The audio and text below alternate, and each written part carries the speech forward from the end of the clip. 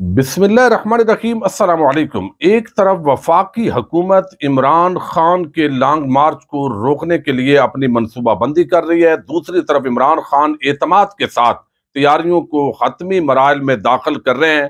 शहबाज शरीफ तू तो गया, इमरान खान ने आखिरी वार्निंग दे डाली है। रात गए इमरान खान और उनकी काबीना को नैब का पहला नोटिस जारी कर दिया गया है। इस नोटिस के अंदर क्या मामला उठाया गया है ये भी आपको बताऊंगा। और खान के करीबी दोस्तों के घर छापों का सिलसिला शुरू है। एफआईए ने यह छापा एक दोस्त के घर मारा है।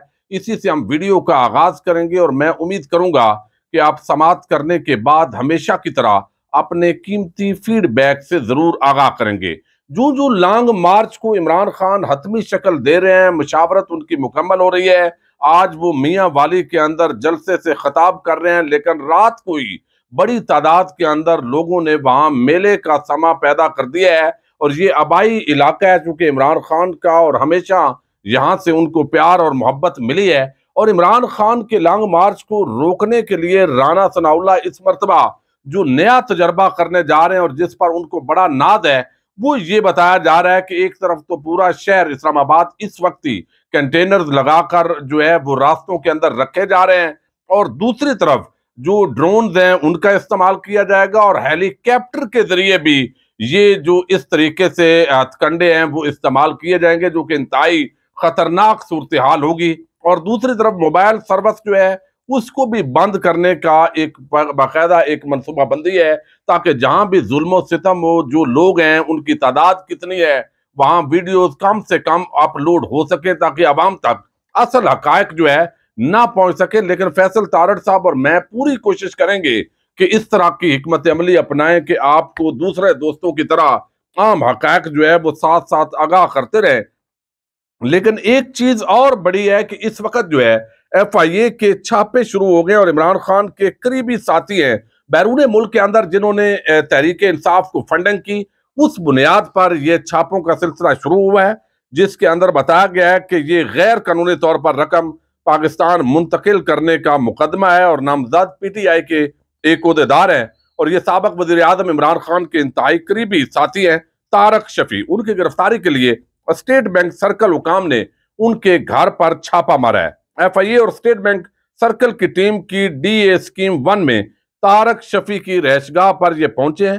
तारक शफी घर पर मौजूद नहीं थे और बताया गया कि 5 अक्टूबर को यह मुकदमा दर्ज हुआ है, यानी एक दिन पहले मुकदमा दर्ज हुआ है और अगले ही दिन जो है छापों का सिलसिला शुरू हो गया है। और इसके अलावा सैयद आरफ मसूद नकवी, तारक शफी और मोहम्मद रफी लाखानी ये नामजद मुलजम है।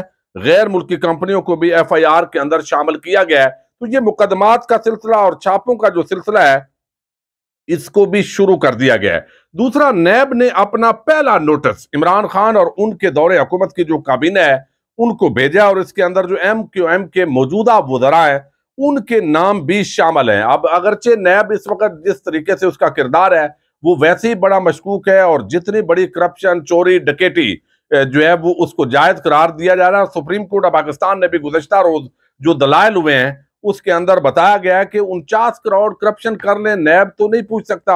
और फिर जो खास तौर पर प्ली बार्गेन की दफा है उसको खास तरीके से बयान किया जा रहा है कि इसका बड़ा नुकसान होगा कि उन्हें चोरों, मुजरमों, डाकुओं को कीमत वापस देना पड़ जाएगी। बहरहाल इस पर तो बात होती रहेगी, लेकिन यहां पर बताया गया है कि नैब बरतानिया से रकम पाकिस्तान मुंतकिली और उनके निजी अकाउंट्स में जाने की तहकीकात कर रहा है। अब पहले आपने कौन सी तहकीकात की हैं? जाली बैंक अकाउंट्स के आपने आसफ जरदारी के जो धंधे पकड़े थे और तमाम ट्रांजैक्शंस मौजूद थी, पापड़ वाले, फालूदे वाले सामने आए, लेकिन कोई नतीजा नहीं निकला। अब यहां पर जो है इसी मामले की इंक्वायरी के लिए मुराद सईद और गुलाम सरवर खान को 11 अक्टूबर को पेश होने का नोटिस जारी किया गया है। साबिक वजीर दिफा परवेज खटक को 12 अक्टूबर और साबिक वफाकी वजीर जुबैदा जलाल को 13 अक्टूबर को पेश होने का नोटिस भेजा गया है। इसके अलावा पीटीआई रहनुमा हमाद अदर को 13 अक्टूबर को पेश होने का नोटिस गया है।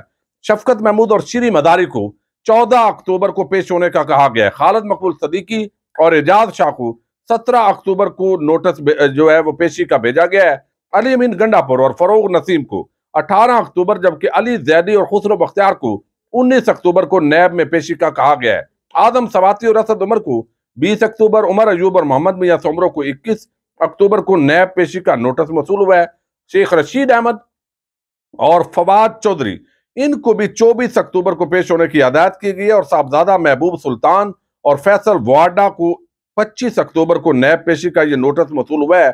और इमरान खान काबीना ने रकम की मुंतकिली के बाद इसके निजी अकाउंट्स में मुबैना तौर पर मुंतकिली की मंजूरी दी थी। और आपको याद होगा कि ये 19 मिलियन पाउंड ये आए थे और ये मलक रियाद वाला मामला था। ये पैसा सरकारी खजाने के अंदर ही जमा हुआ था, लेकिन सुप्रीम कोर्ट ऑफ पाकिस्तान का जो अकाउंट है वहां पर जमा हुआ था। यानी इस पैसे में कोई ये मामला नहीं है कि किसी ने करप्शन की है, खुर्द-बुर्द की है या किसी ने वो लिया है।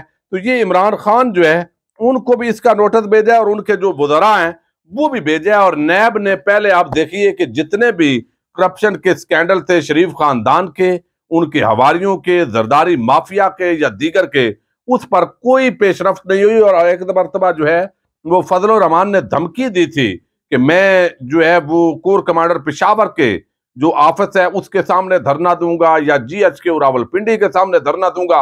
उसके बाद नैब की जुर्रत नहीं हुई कि वो उनको नोटिस भेज सके। लेकिन इसके साथ ही इमरान खान ने गुज़श्ता रोज जो है वो बड़ा मसरूफ दिन गुजारा KPK हाउस के अंदर, और बनी गाला के अंदर भी आम इजलास जारी रहे हैं, जिसके अंदर उन्होंने बताया कि राना सनाउल्लाह और ये शहबाज शरीफ जितनी प्रेस कॉन्फ्रेंस करें, जितनी धमकियां दे, इनका जाना ठहर गया। लेकिन उन्होंने वार्निंग दी है कि आपको चाहिए असम्बलियां तहलील करें और बर वक्त इंतखाबात की तरफ जाएं, ताकि मुल्क के अंदर जो हैजानी कैफियत है वो खत्म हो। और यहां पर इमरान खान ने कहा कि लॉन्ग मार्च को रोकना हुकूमत के बस की बात नहीं है।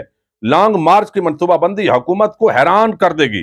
लॉन्ग मार्च ज्यादा दूर नहीं, पूरी तैयारी के साथ आ रहे हैं। अवाम के समंदर को कोई नहीं रोक सकता। इलेक्शन कमीशन के बीट रिपोर्टर्स के साथ उन्होंने बात करते हुए कहा कि जरदारी नवाज शरीफ ने तोशा खाना से कीमती गाड़ियां ली, लेकिन उनका कुछ नहीं किया जा रहा। पहले दिन से कहा कि हमारी अपोजिशन जमहूरी नहीं क्रिमिनल है, तो वो उस वक्त क्रिमिनल थे। साइफर को जिंदा करने पर हुकूमत का मशकूर हूं। साइफर में लिखा है कि इमरान खान को हटाया जाए। वो कहते हैं मालूम है मुझे नायल करने की कोशिश की जा रही है। इस बार हम वादी अक्सरियत से जीतेंगे।